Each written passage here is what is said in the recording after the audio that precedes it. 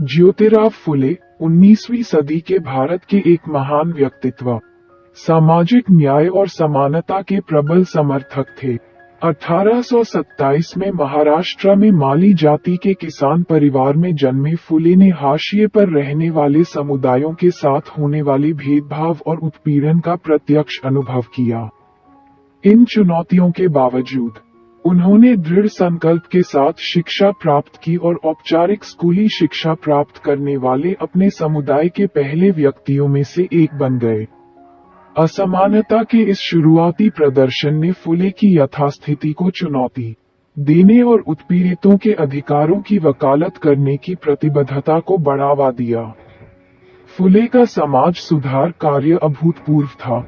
1873 में उन्होंने जाति व्यवस्था और उच्च जातियों की दमनकारी प्रथाओं को चुनौती देने के लिए सत्यशोधक समाज या सत्यशोधकों की सोसाइटी की स्थापना की। उन्होंने छुआछूत का पुरजोर विरोध किया और जाति या सामाजिक स्थिति की परवाह किए बिना सभी व्यक्तियों की गरिमा और समानता को बढ़ावा देने के लिए अथक प्रयास किया। फुले का सबसे महत्वपूर्ण योगदान महिलाओं की शिक्षा के लिए उनकी वकालत थी। महिलाओं को सशक्त बनाने के महत्व को पहचानते हुए उन्होंने लड़कियों के लिए स्कूलों की स्थापना की और अपनी पत्नी सावित्रीबाई फुले, जो महिला शिक्षा के क्षेत्र में भी अग्रणी थीं, के साथ उनकी शिक्षा के अधिकार के लिए लड़ाई लड़ी।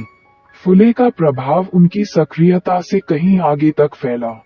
वह एक विपुल लेखक भी थे। मराठी में लिखी उनकी रचनाएं सामाजिक सुधार और शिक्षा के लिए शक्तिशाली उपकरण के रूप में काम करती हैं।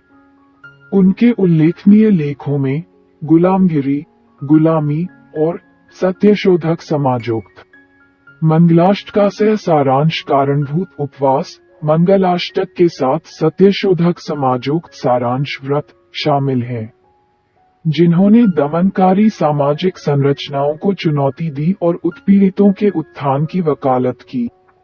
निष्कर्षतः सामाजिक सुधार, शिक्षा और साहित्य में ज्योतिराव फुले का योगदान दमनकारी व्यवस्थाओं को चुनौती देने और समानता और न्याय को बढ़ावा देने में महत्वपूर्ण था।